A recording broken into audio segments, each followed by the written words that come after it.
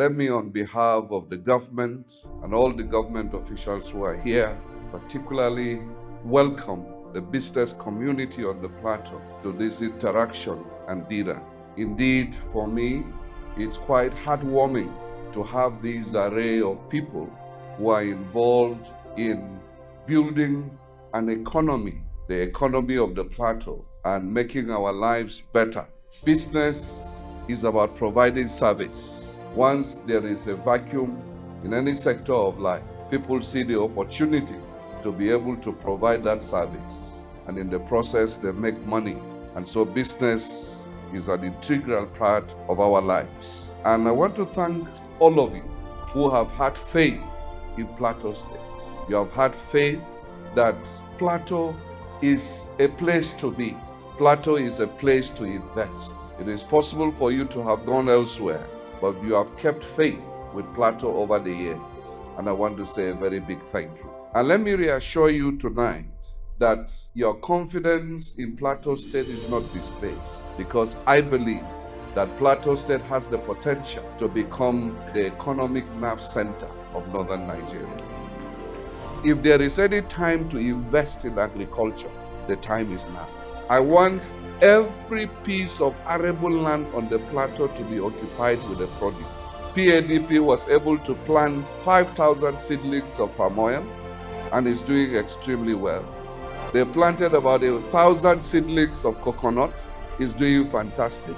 We are trying, from this coming season, we'll begin to plant grapes that will eventually lead to a wine industry. We have advertised so much about Jatropa, which is something we can convert to biofuel.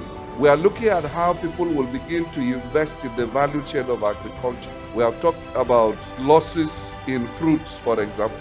GIC helped us some years ago with some storage mechanisms for Irish potatoes. We need to take it to another level. That's what we are working towards. So we must be up and doing in order to ramp up production. And I think more than ever, Ministry of Agri, PADP, they are ready to drive the process. We just returned from an African Investment Forum where we are finalizing discussions on the special agro-processing zone, which you know is around the Haipang Airport. And because of that, we are already concluding arrangements with Federal Airports Authority of Nigeria how to upgrade the Jos Airport to an international cargo airport that will uplift products from here straight out of the country. And one of the low-hanging fruits we are working towards implementing early next year is the abattoir, where we'll begin to process beef for export because we want to key into the halal market. We are also making plans to split the Ministry of Agriculture and make sure that there is a new ministry that focuses on livestock and fisheries. In order to achieve this, we need to have power. 2 weeks ago, we signed an MOU with the Rural Electrification Agency, who are willing to build mini grids across the state. So we are looking at that. We are also in very serious discussions with Transmission Company of Nigeria and the Niger Delta Power Holding Company to be able to extend the 132 kV line that they talked about, from the Pangshin substation down to the whole of central and southern plateau. Even the tank farm in Panya, which began to develop and was stopped halfway, we have commenced discussion with the investor. That is supposed to give us another 70 megawatts when it is fully operational. So in the next 2 years, Plateau State, by the grace of God, will become a net seller of energy. And so that's why I said, deciding to invest in Plateau, you haven't taken a wrong decision. In the transport sector, the GM told you that we are acquiring more buses. He also mentioned, which some of you didn't take note of, the logistics arm of the Plateau Express service, which is being developed. It is under that logistic arm. You're going to have trucks, you're going to have heavy-duty vehicles, and it's a matter of time. But ultimately, our desire is that Plateau Express service will just be a catalyst for the private sector to take over. We're only demonstrating that it is possible and it can be done. We're also looking at some of the issues around MSMEs, which Plasmida is piloting. As a matter of fact, I had a very fruitful discussion with the managing director of BOI during the African Investment Forum in Morocco just a few days ago. And we are taking up seriously the issue of funding, access to finance for medium and small-scale enterprises. It's about the issue of aggregating industries, cluster of industries. This is something we are working on. At the moment, we have commenced the review of the Greater Jos Master Plan so that we can be able to demarcate districts where every business operation can take place. One of the committees we are setting up by next week, hopefully, is a task force to recover every government property that has been encroached upon.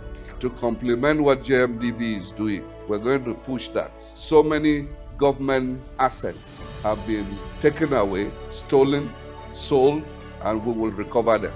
By the grace of God, we are going to see a remarkable improvement in urban water supply when we are able to fulfill our obligations under the SUWASH project, which is a World Bank funded project. Similarly, somebody mentioned access to rural markets. Under the RAM, which is one of the projects we are pursuing, we are doing well over 1,000 kilometers of rural roads under the RAM project, and it's touching several communities. We are also developing some other roads under the NG Cares project. We are doing quite a lot of them. On this note, I'd like to thank you very sincerely for the commitment you have demonstrated towards ensuring that businesses thrive on the plateau. Let me thank JIZ that have been a recurring decimal in the business and social life of Plateau. Let me also thank all the agencies that are involved in promoting business one way or the other. I want to truly appreciate all of you. And so tonight, let me ask you to keep faith with us. We are there to serve you. We are there to create the environment for you to prosper. And in prospering, our people will in turn prosper. And we can be able to develop an economy that is beyond federal allocation. An economy that is resilient, and that even in the Committee of States in Nigeria, that we can pride ourselves as among states that can take care of ourselves. On this note, I'd like to say thank you for coming tonight, and I wish us Merry Christmas, Happy New Year, and a very great business year ahead of the time. Thank you, and God bless.